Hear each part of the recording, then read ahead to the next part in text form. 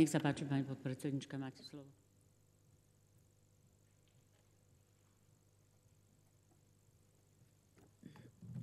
Ďakujem pekne, pani predsedajúca, vážený pán minister, kolegyne, kolegovia. Hoci sú ľudské práva univerzálne, nikto nepochybuje o tom, že niektoré skupiny si naozaj zaslúžia osobitnú ochranu. Samozrejme, deti sú jednou z týchto skupín, zdravotne postihnutí rovnako. Tých skupín je naozaj viac. Ja sa vo svojom príspevku zameriam viac menej na deti. V oblasti osobitnej ochrany detí panuje vzácny konsenzus takmer všetkých krajín OSN. Hoci názory na najefektívnejší spôsob ochrany sa rôznia na základe jednak tradícií v jednotlivých krajinách, výrazným posunom na medzinárodnej úrovni bolo aj prijatie dohovoru OSN o právach dieťaťa. Rozsah práv dieťaťa narastá od tých 90. rokov minulého storočia. U nás sa snaha o lepšiu ochranu detí naposledy pretavila v poslednej novele zákona o rodine, čo sme vlastne rokovali minulý týždeň. A prečo by sa vlastne mala deťom venovať osobitná ochrana? No v prvom rade deti ako zraniteľné a slabé ľudské bytosti, ktoré sa vyvíjajú, sú zvlášť vystavené možnému porušovaniu ľudských práv. Názory detí sa málokedy berú do úvahy. Deti v politickom procese nehrajú aktívnu úlohu, nemôžu voliť a preto politici zriedka dbajú na dôsledné dodržiavanie ich práv. Deti sa stretávajú s množstvom problémov, hlavne v súdnych procesoch, najmä keď ide o porušovanie ich práv a žiada sa náprava. Alebo prístup detí k organizáciám, ktoré sa zaoberajú ich právami, je obmedzený, nemajú dostatok informácií a zväčša sú závislé od pomoci dospelého. Avšak napriek tomu, čo som uviedla, otázkou ostáva, či najefektívnejším riešením, ako predchádzať porušovaniu ľudských práv u detí, je vytvorenie osobitného úradu. Zriaďovaním osobitných úradov, komisárov sa kumulujú funkcie, ktoré by mohli vykonávať iné inštitúcie. V tomto prípade verejný ochranca práv, prípadne Slovenské národné stredisko pre ľudské práva. Takže tu vyjadrujem jemný nesúhlas s otvorenosťou návrhu predchádzajúceho rečníka, pána poslanca Mikloška. Tieto spomenuté inštitúcie, to znamená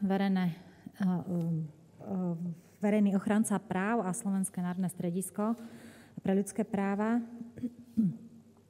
majú ochranu ľudských práv, vrátane detí vo svojej agende.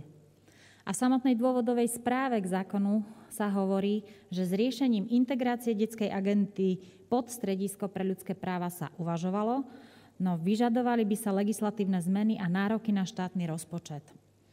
No a táto úvaha sa mi zdá dosť zavádzajúca.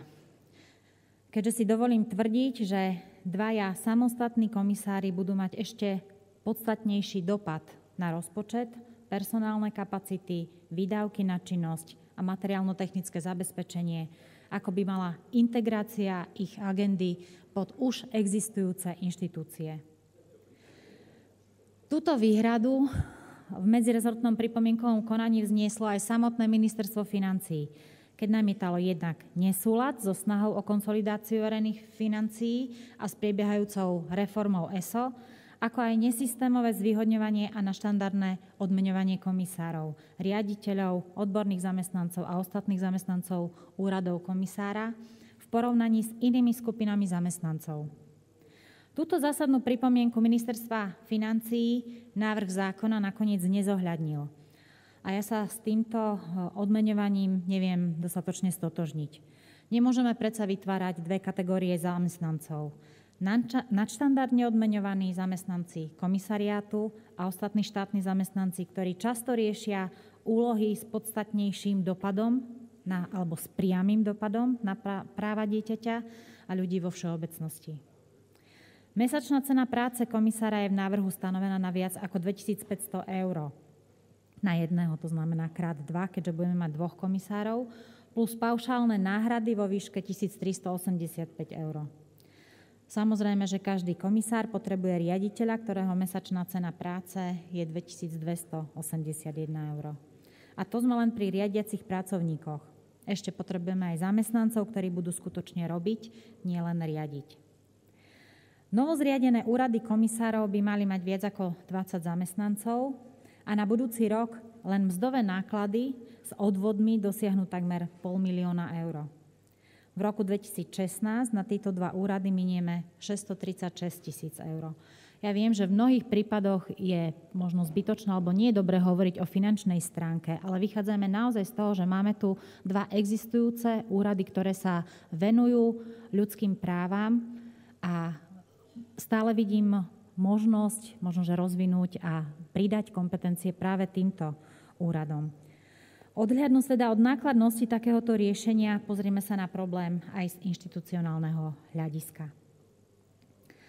Tvrdenie, že Slovenské národné stredisko pre ľudské práva nie je schopné riešiť túto agendu, respektíve s neistým výsledkom, ako sa uvádza v dôvodovej správe, neobstojí. Aj keď opäť, keď si spomeniem na začiatok volebného obdobia a problémy, alebo možno aj kauzy, ktorým čelilo práve Slovenské národné stredisko pre ľudské práva, tie otázniky zostávajú, ale verím, že v priebehu tohto obdobia sa naozaj samotné stredisko konsoliduje. Slovenské národné stredisko pre ľudské práva začalo po prijatí antidiskriminačného zákona od roku 2005 vyvíjať špecifické poradenské a monitorovacie aktivity v oblasti práv detí. Výsledky monitoringu práv detí sa stali samostatnou časťou ročnej správy strediska o dodržiavaní ľudských práv v Slovenskej republike. Zástupcovia strediska sú členmi všetkých významných európskych orgánov na ochranu a monitoring práv dieťaťa. Od roku 2005 bolo stredisko aj pozorovateľom v Európskej sieti ombudsmanov pre deti. Navyše v každej výročnej správe o dodržiavaní ľudských práv na Slovensku sa stredisko venuje aj dodržiavaniu práv dieťaťa. Stredisko okrem iného spĺňalo všetky požiadavky a základné podmienky, ktoré inštitúcia ochrany detských práv musí spĺňať podľa Parížskych princípov a sú nevyhnutné pre plné členstvo v sieti európskych ombudsmanov pre deti. Nezávislosť, špecifickosť, otvorenosť, profesionalita. Pokiaľ ide o špecifickosť zameranú na práva detí, tu môžeme spomenúť, že časť aktivít strediska je zameraná na oblasť ochrany práv detí a realizovali sa špecifické projekty na ochranu práv detí, národné aj medzinárodné. Prebehli vzdelávacie projekty, vydávajú sa publikácie zamerané na ochranu práv detí. Podobne by sme mohli uvažovať aj o začlenení a posilnení ochrany práv detí aj v rámci verejného ochrancu práv. Odporúčania Výboru OSN pre práva dieťaťa v bode 16 navrhujú postupovať podľa všeobecnej nóty o úlohe národných inštitúcií pre ľudské práva v oblasti ochrany práv detí. V časti 6 sa spomína, že v mnohých členských štátoch dohovoru už boli vytvorené osobitné nezávislé inštitúcie na ochranu práv detí. No tá istá nota zároveň hovorí aj o potrebe efektívneho využívania finančných zdrojov, najmä pokiaľ ide o malé štáty, ktorých finančné možnosti sú obmedzené, citujem, v štátoch, v ktorých sú takéto možnosti a zdroje obmedzené, je potrebne náležite zaistiť, aby tieto zdroje boli využívané čo najefektívnejšie pri presadzovaní a ochrane ľudských práv všetkých ľudí vrátane detí a v tomto kontexte rozvoj široko zameraných nezávislých národných inštitúcií na ochranu ľudských práv, ktoré sa sústreďujú obzvlášť na deti, predstavuje najlepší prístup. V nóte sa zároveň navrhuje ako jedno z riešení zahrnúť do nezávislých inštitúcií na ochranu ľudských práv špecifickú sekciu či divíziu zodpovedajúcu za práva detí. Z uvedeného vyplýva, že OSN nepožaduje explicitne vytvorenie samostatnej inštitúcie zameranej na deti. Tým chcem povedať, že takáto inštitúcia nemá význam, ale v súčasnosti tým nechcem povedať, že takáto inštitúcia nemá význam. Počiarkujem, že ochrana ohrozených skupín je dôležitá pre náš štát. Ale v súčasnosti máme dve inštitúcie, ktoré riešia ľudské práva. Pritom ani jedna z nich toto poslanie nenapĺňa tak, ako by mala. Avšak skutočnosť, že tieto inštitúcie nenapĺňajú svoje poslanie, respektíve ich zistenia vláda neberie do úvahy, nie je dôvodom, aby sa vytvorili ďalšie dve nové inštitúcie. Kumulovanie a reťazenie úradov vytvorených na suplovanie úlohy iných nefunkčných úradov nie je dlhodobým riešením, ale skôr cestou do nejakého Kocúrkova. A je to len chabá náplast na to, že naše súdy a polícia nefungujú tak, ako by mali. Áno, komisára samozrejme majú niektoré krajiny, ako napríklad Nórsko, Veľká Británia. Pripomeňme si však, že tieto krajiny majú diametrálne odlišnú situáciu, pokiaľ ide o verejné financie. Navyše súdy a polícia v týchto krajinách riadne fungujú a sú plnohodnotnou a efektívnou súčasťou implementácie a ochrany práv detí. Nedávno som sa zhovarala s matkami, ktorých deti boli zneužívané. Matky podali podnet na súd a na políciu a tento podnet sa vyšetruje už niekoľko rokov. Jednej matke sa ťahá proces 8 rokov. Z malého dieťaťa sa už pomaly stáva dospelá alebo mladistvá dievčina, takmer na prahu dospelosti. V tomto prípade súd ani polícia neboli schopné obmedziť ani len styk násilníka s dieťaťom. Myslíte, že v takýchto prípadoch bude vedieť pomôcť komisár? Kiežby áno. Zo skúsenosti žiaľ vieme, ako funguje verejný ochranca ľudských práv, ombudsman. Venuje sa samozrejme konkrétnym prípadom, ale vieme, že príde do parlamentu správa, prečíta sa, podiskutuje sa, ale dôležité je, že zo správy alebo z návrhov riešení, ktoré samotný ombudsman parlamentu dáva alebo aj vláde dáva, sa bohužiaľ nezrealizuje takmer nič. Len vláda špekuluje častokrát, už je to síce za nami, ale ešte minulý rok sme boli svedkami toho, ako chceli ombudsmana upratať mimo reálny svet, by som povedala, mimo Bratislavu, do iného mesta, aby ho až tak nebolo počuť. Ak majú takto dopadnúť aj dvaja noví komisári, bude to drahý výstrelok pre daňových poplatníkov. A spokojnosť verím, že aj naplnenie pre šťastlivcov, ktorí tu nájdu zamestnanie. A pevne verím, že dvaja komisári nebudú len štartovacou plochou pre ďalších alebo pre bujnenie komisárov, pre všetky špecifické skupiny, pretože dodržiavanie ľudských práv nie je priamo úmerné počtu inštitúcií, ktoré je štát schopný vytvoriť, ale skôr naopak. Z tohto dôvodu by som rada navrhla, aby namiesto vytvárania ďalších úradov sa vytvorilo možno skôr špeciálne oddelenie pre práva dieťaťa a zdravotne postihnutých občanov už v rámci spomínaných existujúcich inštitúcií. Teda či už Slovenské národné stredisko pre ľudské práva alebo verejný ochranca ľudských práv. A ušetrené prostriedky sa investovali do zlepšenia práce justície, polície a zlepšenia konkrétnych životných podmienok pre zdravotne postihnutých občanov.